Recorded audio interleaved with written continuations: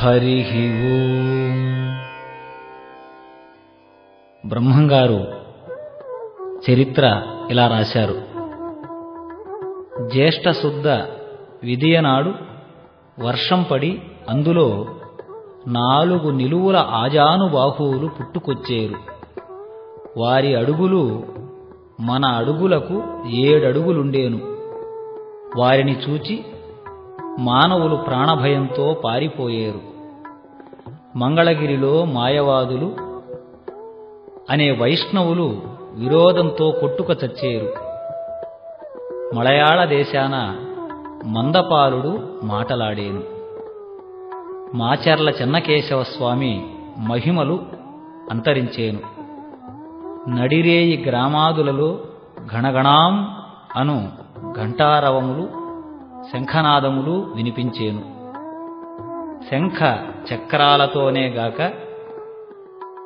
అనేక చిత్ర విచిత్రాలుగా ఉదయగిరి శిఖరాన నిలిచేను. నందికొండలో 120 గుర్రాలు వికృతములైన మనుషులు పుట్టుకొచ్చేను. సూర్యమండలము నుండి ఓంకారము పుట్టేను. ఉత్తరాదిన ఒక మర్రి చెట్టు తొర్రలో నుండి ఒక మహాత్ముడు నెత్తిన 2 కొమ్ములతో బయటకు వచ్చి మర్రిమాను 2 చీలికలై పడిపోవును. దేశములో ప్రతి చోటికి వచ్చి నేనే భగవంతుడను, నన్ను పూజింపుడని ఆజ్ఞాపించేను. పడమటి దేశమున చింతమాను తొర్ర నుండి ఒక దిగంబరుడు వచ్చేను. అప్పుడు మక్కా మసీదు నుండి ఒక వరాహము పుట్టుకొచ్చేను. వారిలో వారు కొట్టుకు చచ్చేరు. ఆ కలహాలు ఆరక దేశమంతటా విజృంభించేను. లక్షల కొలది జనులు చచ్చేరు. తిరుపతి వెంకటేశ్వరుని సముఖాన ఒక వైష్ణవుడు పుట్టి భూమి మీద శివా అను వాక్యము 8 ఘడియలు లేకుండా చేసేను. లోకరక్షకుడు విష్ణువయుండగా ఎక్కడి శివుడు ఎక్కడి బ్రహ్మ అని వాదించేను. శైవులకు వైష్ణవులకు తర్కము జరిగేను. ఈ వాదనతో శ్రీశైలానికి పోయేరు. పాతాళగంగ విష్ణు పాదోదకమని వైష్ణవులు, కాదు శివ పాదోదకమని శైవులు వాదులాడేరు. ఋషులు పెద్దలుగా వచ్చేరు. గంగ ఎవరిదో వారు ముందుగా తీసుకుని పోవుడని వారు పలికేరు. ఆ సమయాన విష్ణు భక్తులు ఈ గంగ మాదేనని ఊర్ధ్వపుండ్రములతో పాతాళగంగలోనికి దిగేరు. అంత పాతాళగంగ అదృశ్యమయ్యేను. శివభక్తులు విష్ణుభక్తులను హేళన చేసి శరీరమంతా విభూతి పూసుకుని హర హర మహాదేవ శంభో శంకర అని గంగలో దిగేరు. పాతాళగంగ ఉత్తరాన పెళఫళ ధ్వనులతో ఓం ఓం అను శబ్దములు పుట్టేను. పాతాళగంగ ఉప్పొంగి పొరలుతూ వచ్చేను. బెజవాడ కనకదుర్గమ్మ ముక్కుపోగునంటేను. ధరణి తల్లకిందులయ్యేను. దొమ్మరులు దొరలయ్యేరు. దొడ్డవారు తొలగిపోయేరు. నా మాట సత్యమని నమ్మిన వారు నిలచేరు. నమ్మని వారు మోగ చెవుడు గ్రుడ్డివారై గుంపులు గుంపులుగా చచ్చేరు. కాలజ్ఞానము బ్రహ్మంగారు ఇంకా చక్కగా వ్రాశారు, వినండి. 18 వర్ణముల వారు మధ్యమాంసాదులు తిని మధోన్మత్తులై మంచిని మరచి క్రూరత్వముతో నడిచేరు. గరిమరెడ్డి అచ్చమ్మగారి వంశము నిర్వంశమయ్యేను. ఆమె ఆవుల మంద అణగిపోయేను. పడతులకు పతిభక్తి లేకుండా పరుల పాలయ్యేరు. సూర్యచంద్రాదులు ఉన్నంత వరకు గరిమరెడ్డి అచ్చమ్మ కట్టించిన శివాలయంలో శివలింగానికి నిత్యమూ పూజలు జరిగేను. భక్తి జ్ఞాన వైరాగ్యములు సోమరిపోతులకే గాని మాకెందుకని వితండంగా వాదించేరు. నా భక్తులు జ్యోతిలాగా వెలుగొందేరు. కాశీలో ఘనమైన భక్తులుండేరు. జితేంద్రియులు జానెడు కత్తిచే ప్రాణాలు విడిచేరు. అడవుల్లో మంటలు పుట్టి సజీవ దహనమయ్యేరు. గాలి కరువయ్యేను. ఒక ఆవుకు 5 శిరస్సుల దూడ పుట్టేను. రారాజులు గడ్డాలు బల్లజడలు వింత వింతలుగా ధరించేరు. నాచే చెప్పబడిన ద్వాదశాక్షరీ మంత్రమును 12,000 జపించిన వారికి స్వప్నమందు నేను కనిపించేను. చిన్న పట్టణంలో 7 ఏండ్ల బాలికకు ఒక శిశువు పుట్టేను. ఆ బిడ్డకు 4 చేతులు 3 కాళ్ళు శిరమున కొమ్ము ఉండేను. ఆ బాలుడు 22 దినములు బ్రతికి శ్రీ వీరభోగ వసంతరాయలు కొల్లాపురము నుండి వీరభటులతో ధర్మ సంస్థాపనకు వచ్చుచున్నాడని చెప్పి 23వ రోజున మరణించేను. కఠిన పాషాణమైన రాళ్ళు యంత్రాంగముల వలన సమసిపోయేను. పరభాషలు నేర్చుకుని సంప్రదాయము మరిచి పూర్వజ్ఞానము తెలియక యముని పాలయ్యేరు. రెట్టాల చెరువు కింద రేచుకుక్కలు పుట్టేను. ఉత్పాతములు ఎక్కువయ్యేను. వినాయకుడు ఏడ్చేను. గండికోటలోని మగవారు కొట్టుక చచ్చేరు. వారి భార్యలు విధువలై కర్నూలు చేరేరు. పల్నాడులో పెద్దలు కరువయ్యేరు. పిల్లలు రాజ్యమేలేరు. తల్లిదండ్రులకు అన్నము పెడితే మనకొచ్చిన లాభమేమి అని వారిని నిలువునా పాతిపెట్టేరు. కృషితో నాస్తి దుర్భిక్షం, జపతో నాస్తి పాతకం అన్నట్లుగా ధర్మంగా కష్టపడేవాడు, కృషి చేయువాడు ఎన్నడూ చెడిపోడు. సమర్థుడు అవకాశం కోసం ఎదురు చూడడు. ఆ అవకాశాన్ని తన చుట్టూ తిరిగేలా మలుచుకుంటాడు. దీనినే కృషి అంటారు. జపతో నాస్తి పాతకం. జప తపముల వలన కృషితో పాటు వివేకము, విజ్ఞానము, నిశ్చలతత్వము, నియమనిష్టలు, పెద్దరికము మొదలగు సాధులక్షణాలు వస్తాయి. వారు ఏ పని చేసినా 10 మంది ఇష్టపడతారు. లోకము మెచ్చును, దేవుడూ మెచ్చును. కనుక ఇట్టి వారికి పాతకములు అంటవు.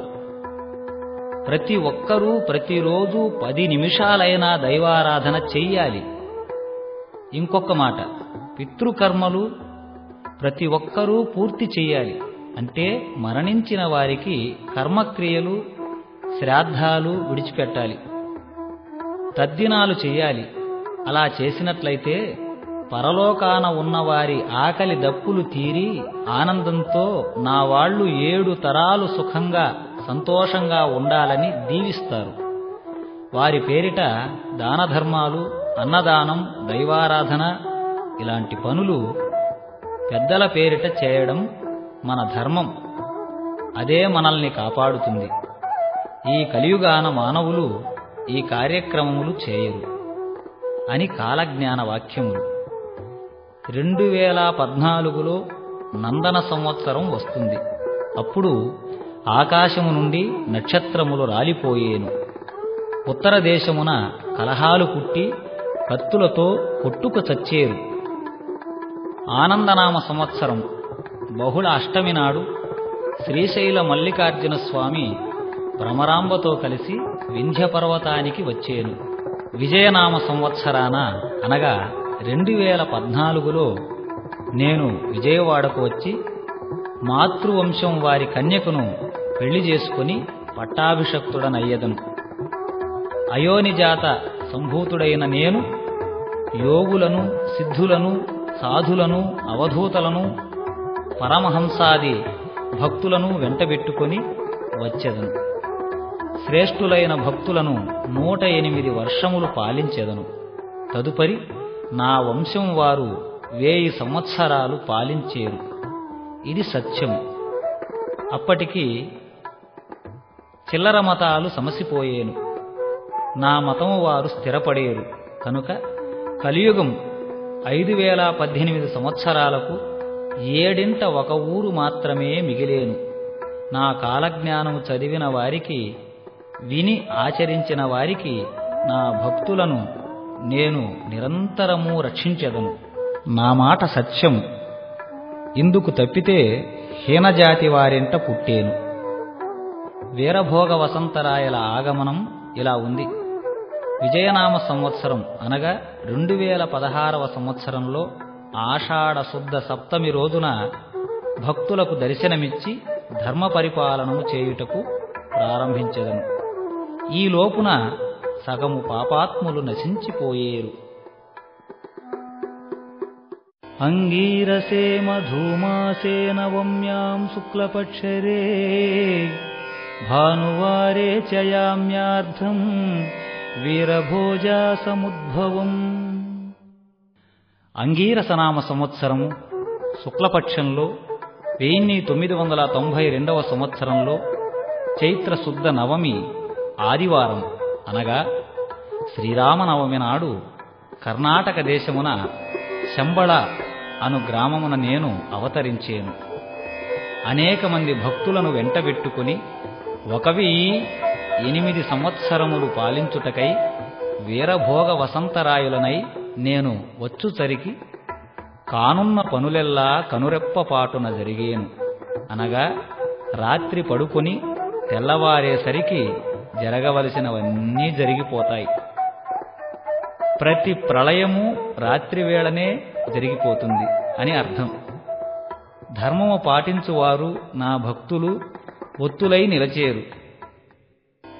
అనంత జన్మ పాపజ్ఞం సంపదైశ్వర్యదాయకం సుస్థిరం శుభదావహం ఆనందం అమితైశ్వర్యం. అనంత జన్మాలలో చేసిన పాపము నా భక్తులైన వారికి అంటదు. సంపదతో స్థిర చరాస్తులతో ఆనందం అనుభవింతురు. నన్ను ధ్యానించు వారికి గోదానము, భూదానము, కన్యాదానము, అన్నదానం చేసిన ఫలితం లభించును. భక్తి మార్గము మధురాతి మధురం. దానిని అనుసరించిన వారికి ఎటువంటి చింతలు ఉండవు. ఈ ఆడియో సీడీల ద్వారా బ్రహ్మంగారి మాటలు వింటున్నారు. ఇప్పుడు శ్రీ పోతులూరు వీరబ్రహ్మేంద్ర స్వాముల వారు ఆత్మబోధలు విందాం. భక్తులారా, ఈ చరాచర సృష్టిలో జీవరాశులు 84 లక్షలు. అంటే ఆకాశములో ఎగిరే పక్షులు, జలచరములు, క్రిమికీటకాదులు మొదలగునవి. జాతస్య మరణం ధ్రువం ధ్రువస్య మరణం జాతః.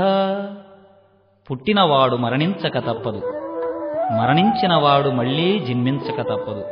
ఇది సృష్టి ధర్మం.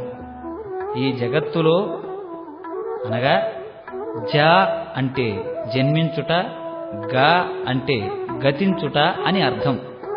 దీనినే జగత్తు అంటారు. అలాంటి ఈ జగత్తులో 84 లక్షల జీవరాశులలో మానవ జన్మ ఉత్తమమైనది. సత్యము, ధర్మము వాంఛితముగా పరిమితముగా జీవించిన వారు నన్ను చేరుకుందురు, ఆనందం అనుభవింతురు.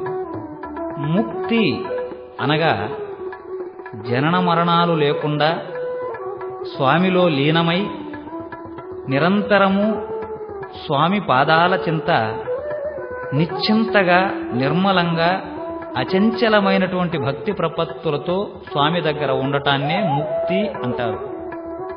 ఈ ముక్తి ఎలా సంపాదించవచ్చు అంటే తల్లిదండ్రి మీద భక్తి, గురువులయందు అనురక్తి, భగవంతునిపై ప్రపత్తి కలిగి వేద పఠనము లేదా శ్రవణము, క్షమాగుణం వలన, దాన ధర్మాదుల వలన లభ్యమవుతుంది. కర్మలను ఆచరించేటప్పుడు భక్తి కలుగుతుంది. భక్తి కలిగినప్పుడే జ్ఞానము సంప్రాప్తము కాగలదు. ఆ జ్ఞానముతోనే జీవుడు మోక్షమును పొందగలడు. కాని ప్రస్తుతము మానవులు ఈ విషయాలు మరచి శరీర వాంఛలే శాశ్వతమని భ్రమపడుతున్నాడు. ఇది శుద్ధ అసత్యము. ఇదే సర్వమని భావిస్తున్నారు. ఇది ఎంతవరకు నిజం తెలుసుకున్నాం. మానవ జీవితం 100 సంవత్సరాలు. ఈ 100 సంవత్సరములు జీవించగలమా? జీవించిన ఎంతకాలం భగవంతుని కొరకు కాలాన్ని వ్యక్తపరచగలం. పూజా కార్యక్రమాలు చేయగలం. 100 సంవత్సరాలలో 50 సంవత్సరాలు రాత్రిపూట నిద్రలో గతించిపోతుంది. ఇంకా పగలు. ఈ పగటిపూట పసితనములో కొంతకాలము, యవ్వనంలో మరికొంతకాలము, భార్యా పిల్లల వలన ఇంకొంతకాలము గతించిపోతుంది. ఇలా మానవుని జీవితం ఆశాపాశాలతో దాదాపుగా 94 సంవత్సరాలు నిండిపోతాయి. ఇక మిగిలింది 6 సంవత్సరాలు. ఈ 6 ఏళ్లలో 6 తరాల వారు నేను సంపాదించిన సంపాదనతోనే సుఖంగా జీవించాలి అనే ఆశ ఆ మానవుని వెంటాడుతూ ఉంటుంది. కనీసం భగవంతుని 10 నిమిషాలైనా ప్రార్థించే తీరిక లేక, మనసు నిలకడలేక కుక్కలు చింపిన విస్తరలాగా బ్రతుకు నాశనం చేసుకుంటారు. అందుకనే మానవులు పసితనము నుండి జీవమున్నంత వరకు ఇతరుల సుఖం కోసం కష్టపడినా మన కోసం కొంతసేపు భగవద్ధ్యానం చేయడం శ్రేష్టము. అది మనకు ఆధారము. కాలజ్ఞానంలో బ్రహ్మంగారు భవిష్యత్తు గురించి చెప్పిన మాటలు మరోకండి. మాతా నాస్తి పితా నాస్తి నాస్తి బంధు సహోదరః అర్ధం నాస్తి గృహం నాస్తి తస్మాత్ జాగ్రత్త జాగ్రత్తః. తల్లి, తండ్రి, బంధువులు, సోదరులు అందరూ ఏదో ఒక రోజున మరణించక తప్పదు. అటువంటి వారిని చూసి కూడా ఏమాత్రమూ తెలుసుకోకుండా అజ్ఞానముతో దుఃఖములో మునిగిపోతారు. తిరిగి మనకు ఆ పరిస్థితి రానట్లుగా బాధపడతాము. దానివలన లాభం లేదు. జన్మ దుఃఖం, జరా దుఃఖం, జాయా దుఃఖం పునః పునః, సంసారం సాగరం దుఃఖం తస్మాత్ జాగ్రత్త జాగ్రత్తః. మానవులు తల్లి గర్భం నుండి పుట్టగానే ఏడుస్తూ పుడుతున్నారు. ఆ తరువాత గురువుల వద్ద చదువు రాక దెబ్బలు తిని ఏడుస్తున్నారు. ఆ తరువాత ఉద్యోగం రాక ఏడుస్తున్నారు. వచ్చిన తరువాత సంసారం వీదలేక ఏడుస్తున్నారు. చచ్చేటప్పుడు ప్రాణాలు పోక రాక ఏడుస్తున్నారు. నీకు నిజమైన సంతోషమేది? ఆ సంతోషం కేవలం ధ్యానం వల్ల, భగవద్దర్శన ప్రార్థనల చేతనే సంప్రాప్తిస్తుంది. కనుక ప్రతిరోజు ఒక అరగంటైనా దైవ ప్రార్థన చేసి తరించండి. నన్ను నమ్మువారికి ఏ చింత లేక నిశ్చింతగా నిర్మలంగా జీవితం సాగిపోతుంది. భోగములతో మునిగి తేలువారికి రోగములు తప్పవు. అందమైన వారికి ముసలితనముతో భయము, బలవంతునకు శత్రువుల వలన భయము, శాస్త్రజ్ఞునకు వాదన వలన భయము, గుణవంతునకు దుర్మార్గుని వలన ఎప్పుడూ భయము తప్పదు. ఇతర భయములతో జీవించువారి జన్మ నరకముతో సమానము. మనిషిగా పుట్టి మనిషిని నమ్ముకొని జీవించుట అధముడి లక్షణం. నా భక్తులకు అటువంటి భయముండదు. సత్యమునే పలుకుతూ ధర్మంగా నడుచుకుంటూ పరులకు ఉపకారం చేయు వారికి ఏ భయమూ ఉండదు. శ్రీ పోతులూరి వీరబ్రహ్మంగారి మాటలు నిత్యమూ సత్యమని నమ్మి సేవించి తరించండి. సాంద్ర సింధు వేదే వీరబ్రహ్మ గురుయంత్ర సహితః నిత్యం నామ పారాయణార్చన యంత్రస్థానే ధ్యానమాప్నోతి తక్షణపతిత పావనః. అనగా కాలజ్ఞానమును బ్రహ్మంగారు యంత్రమును నిత్యము పఠించువారికి ఏ భయము ఉండదు. ద్వాదశాక్షరి మంత్రం వినండి. ఓం హ్రీం శ్రీం క్లీం శివాయ బ్రహ్మణే నమః అను ద్వాదశాక్షరి మంత్రమును ఎవరు భక్తిగా ధ్యానించగలరో వారికి నా అనుగ్రహం చేత సుఖము, శాంతము, సౌఖ్యము, ఆరోగ్యము, పూర్ణాయుర్ధాయము కలుగును. నా అనుగ్రహం కలుగును. మీరందరూ స్వామి పూజలు సోమవారం ప్రతిరోజున ప్రారంభించండి. ఇహపర సాయుధ్యమును పొందండి. ప్రతి సంవత్సరం మే నెల బ్రహ్మంగారి ఆరాధన జరుగుతుంది. కడప పట్టణం నుండి బ్రహ్మంగారి మఠానికి బస్సు సౌకర్యం కలదు. బ్రహ్మంగారి మఠమును, స్వామి జీవ సమాధిని జీవితములో ఒక్కసారైనా చూచి తరించండి. శ్రీ పోతులూరి వీరబ్రహ్మంగారి వచన కాలజ్ఞానం 2 భాగాలుగా ఆడియో సీడీల ద్వారా విన్నందుకు ధన్యవాదములు.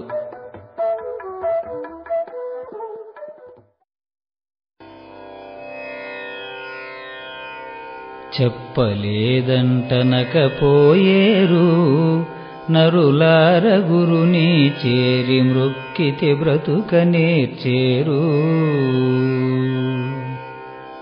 చెప్పలేదంటనకపోయేరు తపదిదిగో గురుని వాక్యము తప్పుదోవను పోవువారల చప్పరించి మృంగు శక్తులు. చెప్పలేదంటనకపోయేరు నరులార గురుని చేరి మ్రొక్కితే బ్రతుకనేర్చేరు. ముప్పెతనమున మోసపోయేరు అదిగాక కొందరు గొప్పతనమున గొలుసు మీరేరు. ఇప్పుడప్పుడనగరాదు ఎప్పుడో ఏ వేళలో మరి గుప్పు గుప్పున దాటి 7 గుర్రపడగులు ఏరుపడును. చెప్పలేదంటనకపోయేరు నా మాట వినక తప్పుదారిన నడచిపోయేరు. కేక వేసియు ప్రాణమిడిచేరు రాకాసి మూకలు కాకబట్టి కలవరించేను. ఆకాశము ఎర్రనవును అరుమతములు ఒక్కటవును లోకమందు జనులు అందరు నీరు నిప్పున మునిగిపోదురు. చెప్పలేదంటనకపోయేరు నరులార గురుని చేరి మృక్కితే బ్రతుకనేర్చేరు. హగలు విడిచి పొగలు దాటేరు అదిగాక పట్ట పగలు చుక్కలు చూసి భ్రమచేరు. భుగులు భుగులు ధ్వనులు మింట పుట్టి ఏగిన పిమ్మటాను దిగులు పడుచు ప్రజలు చాలా దిక్కులేని పక్షులౌదురు. చెప్పలేదంటనకపోయేరు నా మాట వినక తప్పుదారిన నడచిపోయేరు. పాతకూలు మంట కలసేరు పుణ్యాత్ములైన సాధువులు సంతసించేరు. భూమి మీద ధూమధాములు పుట్టి పెరిగిన పిమ్మటాను రామరామాయనని వారులు రాలిపోదురు నిక్కముగను.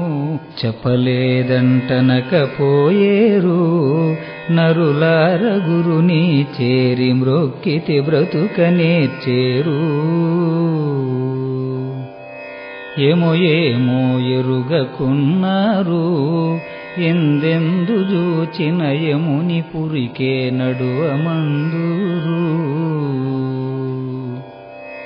భూతలంబున నిట్టి వింతలు పుట్టి ఎణగిన పిమ్మటాను నీతి కృతయుగ ధర్మమప్పుడు నిజముగా నిలకడ మీదను.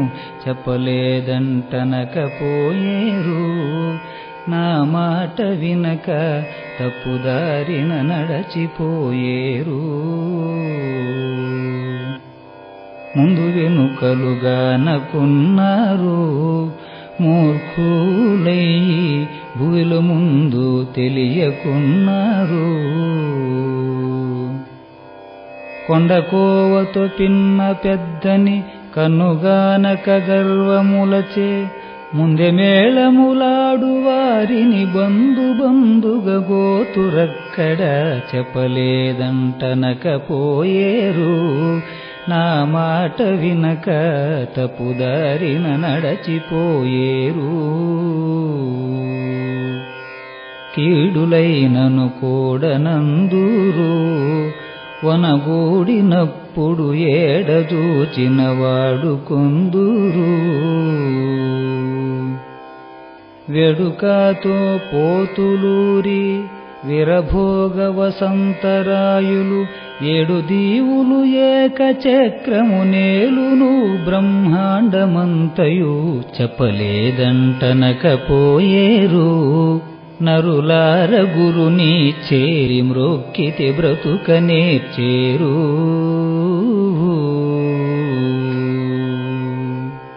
ఓం సర్వమంగళమాంగళ్యే శివే సర్వార్ధసాధికే శరణ్యే త్రయంబకే దేవి నారాయణీ నమోస్తుతే.